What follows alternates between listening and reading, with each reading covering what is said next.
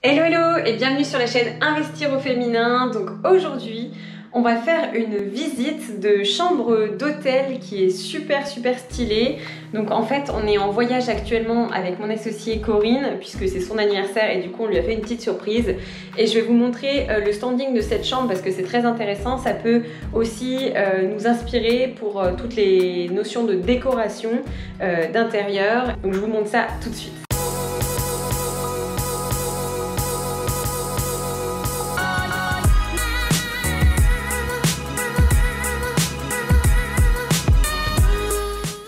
Ok, donc les amis, en fait quand on rentre, déjà il y a un miroir qui va nous donner un petit peu de profondeur. Ensuite on voit un énorme tableau qui est positionné sur le mur.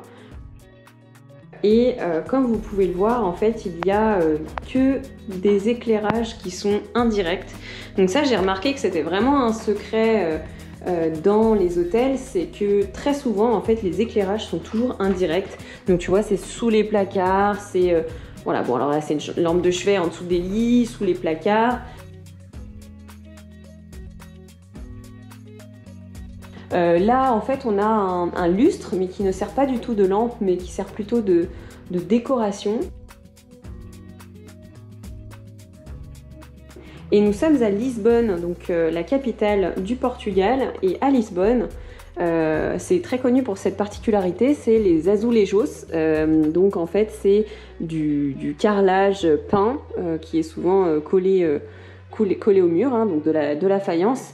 Et c'est typique de Lisbonne, donc c'est très connu. Et là en fait ils en ont fait une force puisqu'ils l'ont utilisé pour décorer cette chambre. Donc au sol, si on fait un petit point sur le sol, on a du parquet. Et en fait ici on est dans une chambre d'hôtel un petit peu particulière puisque elle ne sert pas qu'à dormir, vous pouvez aussi cuisiner dedans. Ah, j'ai oublié de regarder la vue. Alors je vais vous montrer la vue. Est-ce qu'il y a une vue intéressante de ce côté-là? Oh. Voilà, donc ça donne la vue sur une toute petite... Ah, je peux pas ouvrir. Bon bah tant pis. Eh bien ça donne une vue sur une toute petite ruelle qui est très typique aussi de Lisbonne. Et en fait de l'autre côté là-bas, je vous invite à me suivre. De l'autre côté on va se trouver sur la salle de bain qui est toute en transparence. Donc absolument magnifique.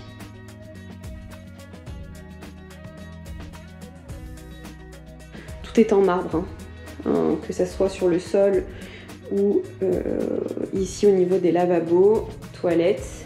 Et en fait on a des baies vitrées clairement, hein. La douche c'est une baie vitrée absolument sublime. Voilà, et encore une fois on a une belle hauteur sous plafond. Et un éclairage indirect, hein. Encore une fois, ça c'est vraiment, j'ai remarqué un aspect qui fait la différence pour apporter un aspect luxe. C'est des LED qu'ils ont collés en dessous et ça fait toujours son effet.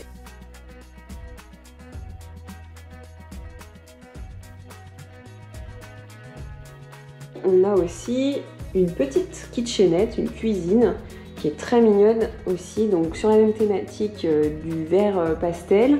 Donc très doux, avec une porte dessinée à la main. Ça c'est sympa d'ajouter l'art en fait à sa déco, ça amène du plus. Donc là vous pouvez le voir qu'on a un tableau aussi qui est sympa.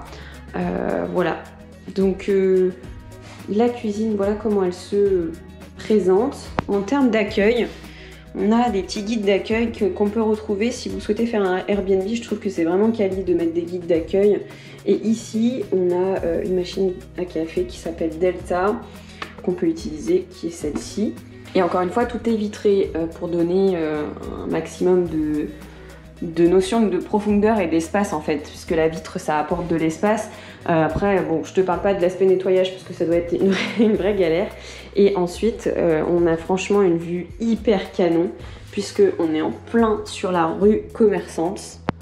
Donc franchement, c'est magnifique ici. Voilà, donc c'est très lumineux et à la fois très cosy, puisque c'est la cositude est apportée par les éclairages indirects. Et franchement, je suis hyper contente de ce logement qu'on a loué avec Yanis. C'est vraiment super. Donc Yanis étant le conjoint de Corinne, hein, je précise, j'ai pas changé de chéri. Donc voilà, c'est absolument génial. Une petite notion que j'aimerais ajouter également, les amis, c'est que en fait il y a une notion importante d'accueil quand on fait un Airbnb, d'accueil du client ou d'accueil quand on a un hôtel, et ça commence aussi par bien sûr les livrets d'accueil, mais aussi vous voyez là il y a des fruits, on a un citron avec de l'eau, donc c'est original, et là dans le frigo qui est tout à fait impeccable. On a des œufs, du lait, de yaourt, ainsi que... qu'est-ce que c'est que ça d'ailleurs?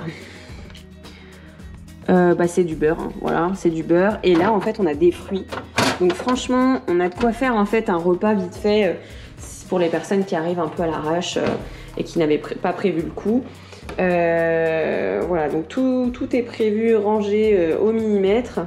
Là, je découvre les placards avec vous. Hein. Clairement, j'ai pas du tout regardé ce qu'il y avait à l'intérieur. Donc voilà, donc c'est très... c'est au top. Qu'est-ce que c'est que ça? Ah oui! En fait, on a un lave-vaisselle là aussi, qui est petit.